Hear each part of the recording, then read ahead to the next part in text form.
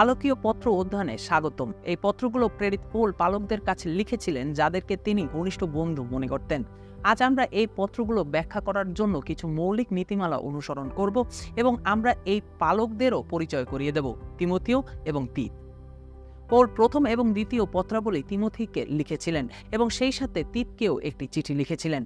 Paul এই উভয় পালককে প্রশিক্ষণ দিয়েছিলেন এবং মণ্ডলীর নেতৃত্ব এবং মণ্ডলীর আদর্শ প্রতিষ্ঠার জন্য তাদের পরামর্শ দিয়ে পত্র লিখেছিলেন। তিনি তাদেরকে ভ্রান্ত শিক্ষার বিরুদ্ধে লড়াই করার বিষয়েও লিখেছিলেন এবং তাদেরকে সেই পথ থেকে দূরে থাকতে বলেছেন, যা তাদের নেতা হিসেবে সহজে কুলুষিত করতে পারত।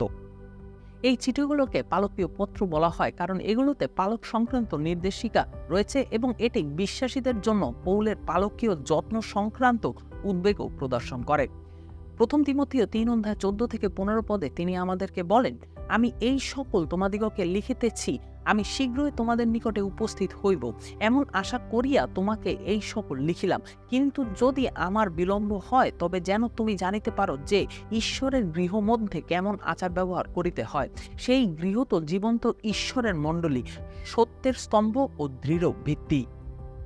এই প্রথম ও দ্বিতীয় তিমথিও এবং তিতের কাছে লিখিত চিঠিগুলো পৌলের চূড়ান্ত পত্র, যা আমাদের বাইবেলে আছে।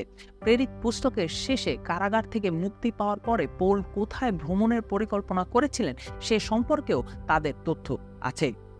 এই পরিকল্পনাগুলো ইঙ্গিত দেয় যে যদি পৌলকে মুক্তি দেওয়া হয়, তবে সম্ভবত তিনি স্পেনে চতুর্থ মিশনারি যাত্রায় গিয়েছিলেন এবং তারপরে এশিয়া এবং মেসিডোনিয়ার মণ্ডলীগুলোতে ফিরে এসে শেষ পর্যন্ত আবার গ্রেফতার হন এবং তারপরে নিরো কর্তৃক তার শিরচ্ছেদ হয়। পৌলের সাথে আসলে যা ঘটেছিল তা নির্বিশেষে তিনি নিশ্চিত মনে করেন যে এই চিঠিগুলো লেখার সময় তার জীবন শীঘ্রই শেষ হয়ে যাবে। তা জেনে তিনি গভীরভাবে তার সহপালকদের নির্দেশনা দিয়েছেন যতক্ষণ না তিনি জীবিত আছেন। এই যুবকদের সাথে তার সম্পর্ক কেবল একজন পরামর্শদাতার চেয়ে বেশি। তিনি তাদের সাথে কথা বলেন প্রায় যেমন একজন পিতা তার প্রিয় পুত্রদের সাথে কথা বলেন সেইভাবে। আমরা যখন এই প্রিয় পুত্রদের প্রত্যেককে সম্বোধন করে চিঠিগুলো পড়ি, তখন দুটি ভিন্ন ব্যক্তিত্বের চিত্র বেরিয়ে আসে। এটা স্পষ্ট হয়ে ওঠে যে তিমথিও একজন ভীরু যুবক, যত্নশীল এবং সহানুভূতিশীল ব্যক্তি ছিলেন। পৌল তাকে ভীরু না হওয়ার জন্য উৎসাহিত করেন, কিন্তু সাহসী হতে এবং খ্রিস্টের পক্ষে কথা বলার জন্য বলেন। পৌল তার প্রথম চিঠিতে করিন্থীয়দের আদেশ দেন যাতে তিমথিওকে হেয় জ্ঞান না করা হয়। 16 অধ্যায় 10-11 পদে বলেছেন, তিমথিও যদি আইসেন তবে দেখিও যেন তিনি তোমাদের কাছে নির্ভয় থাকেন, কেননা যেমন আমি করি তেমনি তিনি প্রভুর কার্য করিতেছেন। অতএব কেহ তাহাকে হেয় জ্ঞান না করুক, কিন্তু তাহাকে শান্তিতে আগাইয়া দিবে, যেন তিনি আমার নিকটে আসিতে পারেন, কারণ আমি অপেক্ষা করিতেছি যে তিনি ভাতৃগণের সহিত আসিবেন। পৌল প্রথম তিমথিও 5:23 পদে তিমথিওকে বলেছেন, এখন অবধি কেবল জল পান করিও না, কিন্তু তোমার উদরের জন্য ও তোমার বারবার অসুখ হয় বলিয়া কিঞ্চিৎ দ্রাক্ষারস ব্যবহার করিও। এটি বোঝায় যে তিমথিও যখন যুবক ছিল তখন তার স্বাস্থ্য খারাপ ছিল। এটি অবশ্যই পৌলকে খ্রিস্টীয় সদ্গুণের উদাহরণ হিসেবে তিমথিওকে অন্যদের কাছে ধরে রাখা থেকে বিরত করে না। তিনি প্রথম করিন্থীয় 4:16-17 পদে বলেছেন, অতএব তোমাদিগকে বিনয় করি, তোমরা আমার অনুকারী হও। এই অভিপ্রায় আমি তিমথিওকে তোমাদের নিকটে পাঠাইয়াছি। তিনি প্রভুতে আমার প্রিয় ও বিশ্বস্ত ও বৎস। তিনি তোমাদিগকে খ্রিস্ট যীশু সম্বন্ধীয় আমার পন্থা সকল স্মরণ করাইবেন, যাহা আমি সর্বত্র সর্বমণ্ডলীতে শিক্ষা দিয়া থাকি। তিতের জীবনচিত্র যা পৌলের অন্যান্য পালকীয় চিঠিতে উঠে এসেছে তা একেবারেই আলাদা। তিত তিমথিওর চেয়ে বয়স্ক, আরও পরিপক্ক এবং আরও স্থিতিশীল বলে মনে হয়েছে। পৌল তিমথিওকে তার প্রথম চিঠিতে উৎসাহিত করেছেন। 4:12 পদে বলেছেন, তোমার যৌবন কাহকে তুচ্ছ করিতে দিও না, কিন্তু বাক্যে, আচার ব্যবহারে, প্রেমে ও শুদ্ধতায় বিশ্বাসীগণের আদর্শ হও। তিতকে লেখার সময় যদিও তিনি এরকম কিছু বলার প্রয়োজন বোধ করেন নাই। পৌল তাকে যে ধরনের কার্যভার দিয়েছিলেন তা বিবেচনা করার মাধ্যমে আমরা তিত সম্বন্ধে অনেক কিছু জানতে পারি। যখন পৌল করিন্থীয়দের কাছে তার আক্রমণাত্মক চিঠি লিখেছিলেন, তার সমস্ত সংশোধন সহ এবং তাদের মণ্ডলীর জাগতিক সমস্যাগুলোর জন্য তিরস্কার করেছিলেন। তিনি সেই চিঠিটি তিতের মাধ্যমে তাদের কাছে পাঠিয়েছিলেন।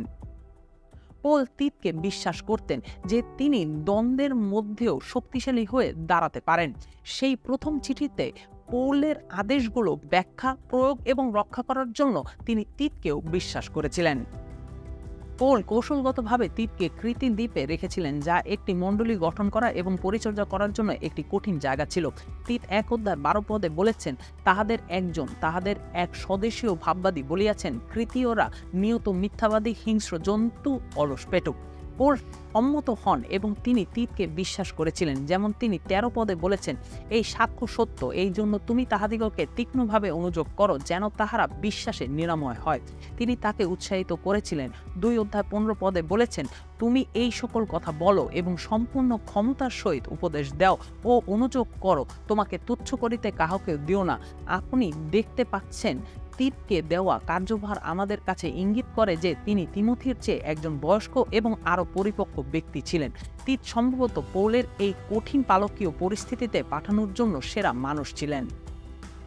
তাদের এই পার্থক্য এই সত্যটি পরিবর্তন করে না যে পোল তাদের উভয়ের সাথে পিতা পুত্রের অন্তরঙ্গ সম্পর্ক ভাগ করে নিয়েছিলেন। পোল এবং তিমোথীর মধ্যে সম্পর্ক গত 2000 বছর ধরে মণ্ডলীতে একসঙ্গে কাজ করা বয়স্ক এবং তরুণ নেতাদের জন্য একটি অনুকরণীয় আদর্শ। পোল তাদের উভয়কে পুত্র বলে অভিহিত করেছেন। প্রথম তিমোথী 1:1 পদে তিমোথীকে বলেছেন, বিশ্বাস সম্বন্ধে আমার যথার্থ বৎস তিমোথীর সমীপে, এবং পরে 18 পদে এই আদেশটি আমি তোমার কাছে অর্পণ করেছি, তিমোথী আমার পুত্র। তিনি তিতের কাছে তার চিঠিতে 1 অধ্যায় 4 পদে তিতকে লিখেছেন, সাধারণ বিশ্বাসের সম্বন্ধে আমার যথার্থ বৎস তিতের সমীপে। আমরা প্রেরিত পুস্তকে দেখতে পাই যে এই ব্যক্তিরা পৌলের সাথে অনেক দুঃসাহসিক মিশনারি যাত্রায় ঠিক তার পাশে থেকেছেন। তিমোথীও প্রেরিত 16 অধ্যায় তার যাত্রায় পৌলের সাথে যোগ দেয় এবং 17, 18, 19 এবং 20 অধ্যায় এর মাধ্যমে পৌলের সাথে বা কাছাকাছি থেকেছেন। তিমোথীও 2 করিন্থীয়, ফিলিপিও, কলসীয় উভয়, থিসলনিকীয় পত্র এবং ফিলিপিও পত্রের সহ লেখক হিসাবে তালিকাভুক্ত করা হয়েছে, এবং পৌল যখন 1 করিন্থীয় এবং রোমীয় লেখেন তখনও তিনি উপস্থিত ছিলেন। এই সময় তিত কোথায় ছিলেন সে সম্পর্কে আমরা বেশি কিছু জানি না, কিন্তু পৌল উল্লেখ করেছেন যে উভয় ঘটনায় করিন্থীয়দের কাছে লেখার সময় তিনি ভ্রমণকালীন পরিচর্যায় তিতের সহচার্যর জন্য কতটা আকাঙ্ক্ষা করেছেন। 2 করিন্থীয় 2:12-13 পদে বলেন, আমি যখন খ্রিস্টের সুসমাচারের জন্য ত্রয়াতে গিয়াছিলাম আর প্রভুতে আমার সম্মুখে একটি দ্বার খোলা হয়েছিল, তখন আমার ভ্রাতা তিতকে আমার আত্মায় কিছু আরাম পায় নাই। তিত কেবল পৌলের এবং করিন্থীয়দের মধ্যে চিঠিগুলো সরবরাহ করেন নাই, কিন্তু দ্বিতীয় চিঠিতেও তাকে অনেক বেশি দেখা যায়। পৌলের সাথে ভ্রমণ থেকে এই ধরনের হাতে কলমের শিক্ষা আমাদের জন্য একটি সারসংক্ষেপ 2 তিমোথী 2:2 পদে সংক্ষিপ্ত করে লিখেছেন, আর অনেক সাক্ষীর মুখে যে সকল বাক্য আমার কাছে শুনিয়াছ, সেই সকল এমন বিশ্বস্ত লোকদিগকে সমর্পণ করো, যাহারা অন্য লোককেও শিক্ষা দিতে সক্ষম হইবে। এটি তরুণ পালকদের জন্য তাদের জীবনে বয়স্ক পালকদের কাছ থেকে শিক্ষা গ্রহণের ক্ষেত্রে খুবই উপযোগী। এই ধরনের উপদেশমূলক শিক্ষা খুবই উপকারী। তরুণদের জন্য শুধুমাত্র একাডেমিক শিক্ষাই যথেষ্ট নয়, যদিও সেটা গুরুত্বপূর্ণ। জ্ঞানী, বিশ্বস্ত এবং অভিজ্ঞ জ্যেষ্ঠ পালকদের নির্দেশনায় একটি মণ্ডলীর পালকীয় কাজ করার ক্ষেত্রে প্রতিটি তরুণ পালকের হাতে কলমে অভিজ্ঞতা থাকা উচিত। এটি একটি খুব বাস্তব অভিজ্ঞতা প্রদান করবে এবং আমরা শাস্ত্রে দেখেছি এটি বিশ্বাস এবং বৃদ্ধি পাওয়ার একটি দুর্দান্ত জায়গা। এটি চিকিৎসকদের দ্বারা ব্যবহৃত একটি শিক্ষার আদর্শ অনুরূপ। একজন অল্প বয়স্ক ডাক্তারকে শ্রেণীকক্ষ থেকে বের হয়ে কয়েক শত ঘন্টার নির্দেশিকা ইন্টার্নশিপ শেষ করতে হয়। তার আগে তাকে রোগীদের দায়িত্বে থাকার অনুমতি দেওয়া হয় না। এই প্রক্রিয়ার জন্য উভয় ডাক্তারের প্রয়োজন হয়, তরুণ ডাক্তার যারা শিখতে আগ্রহী এবং অভিজ্ঞ ডাক্তার যারা পরামর্শ দিতে এবং তাদের জ্ঞান ভাগ করতে ইচ্ছুক, এমন উভয়কেই প্রয়োজন হয়। একইভাবে আমাদের পৌলের মতো বিশ্বস্ত পরিচর্যাকারী নেতাদের প্রয়োজন, যারা ধারাবাহিকভাবে কিছু নির্দিষ্ট বছর ধরে তরুণ পালকদের পরামর্শ দেবেন এবং নির্দেশনা দেবেন, যাতে তারা আমাদের মণ্ডলীগুলোতে উদ্ভূত পরিস্থিতিগুলো মোকাবেলা করার জন্য সুসজ্জিত হতে পারেন। বহু পরীক্ষা নিরীক্ষার মাধ্যমে তিমথিয়ের সাথে বছরের পর বছর ভ্রমণ করার পরে পৌল তাকে স্মরণ করিয়ে দেন প্রথম তিমথিয় 3:14-15 পদে, আমি শীঘ্রই তোমার নিকটে উপস্থিত হইব, এমন আশা করিয়া তোমাকে এই সকল লিখিলাম। কিন্তু যদি আমার বিলম্ব হয়, তবে যেন তুমি জানিতে পারো যে ঈশ্বরের গৃহমধ্যে কেমন আচার ব্যবহার করিতে হয়। সেই গৃহ তো জীবন্ত ঈশ্বরের মণ্ডলী, সত্যের স্তম্ভ ও দৃঢ় ভিত্তি।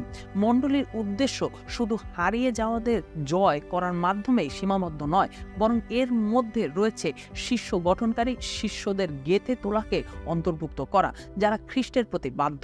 আমরা ইফিসীয়দের কাছে পৌলের চিঠিতে দেখতে পাই যে ঈশ্বর চান মণ্ডলীর প্রতিটি বিশ্বাসী পরিপক্ক এবং খ্রিস্টের মতো হয়ে উঠুক।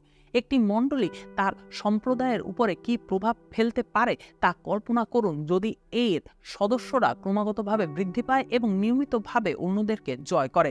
আমাদের মণ্ডলীর লোকেরা যদি মিশন কাজের জন্য হ্যাঁ বলে, তাহলে পৃথিবীর কেমন পরিবর্তন হতে পারে। এটি মণ্ডলীর জন্য পৌলের দর্শন। এটি কার্যকর প্রচার কাজের একটি তরি এবং চলমান শিষ্যত্বের একটি স্তম্ভ হবে। মণ্ডলী যদি ভিত্তি হয় যেখান থেকে সত্য ঘোষণা করা হবে, তাহলে মণ্ডলীর সদস্যদের এবং তার নেতৃত্বের জন্য নির্দিষ্ট মানদণ্ড থাকতে হবে। আপনি যখন মিশ্র সাংস্কৃতিক প্রেক্ষাপটে একটি মণ্ডলী স্থাপন করবেন, বিশেষত ক্রিতের মতো একটি স্থানে যাদের সুসমাচারের প্রতি বিদ্বেষপূর্ণ এবং সাধারণ নৈতিকতা এবং নীতিবোধের অভাব রয়েছে, তখন আপনি বুঝতে পারেন যে আদেশটি কতটা সংকটাপূর্ণ। যদি কোনো সংস্কৃতি কখনো মণ্ডলীকে না দেখে থাকে এবং তার নিজস্ব নৈতিক ভিত্তি না থাকে, তাহলে এটি অত্যাবশ্যক যে মণ্ডলীটি স্থাপন করা হচ্ছে ঈশ্বরের নকশা এবং দর্শন। এটি করার জন্য মণ্ডলীকে অবশ্যই রূপান্তরিত নতুন জন্মপ্রাপ্ত আত্মায় পূর্ণ বিশ্বাসীদের দ্বারা গঠিত হতে হবে। মণ্ডলী অবশ্যই এমন লোকদের দ্বারা পূর্ণ হতে হবে যাদের জীবন আত্মার ফলে পূর্ণ এবং যারা বিশ্বস্তভাবে যীশুখ্রিস্টকে উপস্থাপন করেন যে তাকে অনুসরণ করার অর্থ কী। যারা মণ্ডলীর নেতৃত্ব দেন তাদের ক্ষেত্রে এটি বিশেষভাবে সত্য। যখন পৌল তিমথিয়ের কাছে তার চিঠি লিখতে শুরু করেন, তিনি তাকে মিথ্যা শিক্ষকদের তাদের শিক্ষা বন্ধ করার আদেশ দিতে বলেন। এই মিথ্যা শিক্ষা মানুষের হৃদয়ে ঈশ্বরের কাজকে বাধা দেয়। স্পষ্টতই তিমথিও এই মিথ্যা শিক্ষকদের সম্পর্কে উদ্বিগ্ন, কিন্তু তার ভীরু প্রকৃতির কারণে পদক্ষেপ নিতে দ্বিধাবোধ করছিলেন। পৌল তিমথিওকে তার দানগুলোকে জীবন্ত করে তুলতে এবং সে যে চ্যালেঞ্জগুলোর মুখোমুখি হয়েছেন সেগুলো গ্রহণ করার জন্য ব্যবহার করতে উৎসাহিত করেন। পৌল তার নিজের সাক্ষ্যের মাধ্যমে তিমথিওকে উৎসাহিত করেন। বলেছেন প্রথম তিমথিও 1:12-17 পদে, যিনি আমাকে শক্তি দিয়েছেন, আমাদের সেই প্রভু খ্রিস্ট যিশুর ধন্যবাদ করিতেছি, কেননা তিনি আমাকে বিশ্বস্ত জ্ঞান করিয়া পরিচর্যায় নিযুক্ত করিয়াছেন। যদিও পূর্বে আমি ধর্মনিন্দুক ও তাড়নাকারী ও অপমানকারী ছিলাম, কিন্তু দয়া পাইয়াছি, কেননা না বুঝিয়া আমি অবিশ্বাসের বশে সেই কর্ম করিতাম। আর আমাদের প্রভুর অনুগ্রহ খ্রিস্ট যিশু সম্বন্ধীয় বিশ্বাস ও প্রেম সহকারে অতি প্রচুর রূপে উপজিয়া পড়িয়াছে। এই কথা বিশ্বসনীয় ও সর্বতোভাবে গ্রহণযোগ্য যে খ্রিস্ট যিশু পাপীদের পরিত্রাণ করিবার জন্য জগতে আসিয়াছেন, তাহাদের মধ্যে আমি অগ্রগণ্য। কিন্তু এই জন্য দয়া পাইয়াছি, যেন যিশু খ্রিস্ট এই অগ্রগণ্য আমাতে সম্পূর্ণ দীর্ঘ সহিষ্ণুতা প্রদর্শন করেন, যাহাতে আমি তাহাদের আদর্শ হইতে পারি, যাহারা অনন্ত জীবনের নিমিত্ত তাহাতে বিশ্বাস করিবে, যিনি যুগ পর্যায়ে রাজা, অক্ষয়, অদৃশ্য, একমাত্র ঈশ্বর, যুগ পর্যায়ের যুগে যুগে তাহারই সমাদর ও মহিমা হোক। আমেন। তিমথিও এবং তিতের চিঠিতে উল্লেখিত পৌলের বিশ্বস্ত বাণী বা সত্যবাণী আমাদের অনুসন্ধান করা উচিত। এখানে বেশ কিছু পেতে পারি। প্রথমটি এই মাত্র পাঠ করা পদে দেখতে পাই, প্রথম তিমথিও 1:15। এই কথা বিশ্বসনীয় ও সর্বতোভাবে গ্রহণের যোগ্য যে খ্রিস্ট যিশু পাপীদের পরিত্রাণ করিবার জন্য জগতে আসিয়াছেন, তাহাদের মধ্যে আমি অগ্রগণ্য। পৌল এখানে যা বুঝাইয়াছেন তা হলো যে তার জীবন পাপীদের জন্য একটি দৃষ্টান্ত, যারা মনে করে যে তারা পরিত্রাণের বাইরে। এই বিবৃতিটি প্রত্যেকের জন্য উৎসাহ প্রদান করে যারা উদ্বিগ্ন যে ঈশ্বর তাদের ক্ষমা করবেন কিনা। এ সম্পর্কে একটু চিন্তা করুন। পৌল, যিনি খ্রিস্টিয়ানদের অত্যাচার করতেন, যদি ঈশ্বর তাকে এমন অনুগ্রহ ও করুণা করতে পারেন, তাহলে পৃথিবীতে এমন কেউ নেই যাকে ঈশ্বর সেই একই অনুগ্রহ ও করুণা থেকে বঞ্চিত করবেন। এই পত্রসমূহের মধ্যে দিয়ে যাওয়ার সময় আরেকটি বিষয় যা আপনি লক্ষ্য করতে পারেন তা হলো প্রার্থনার অগ্রাধিকার।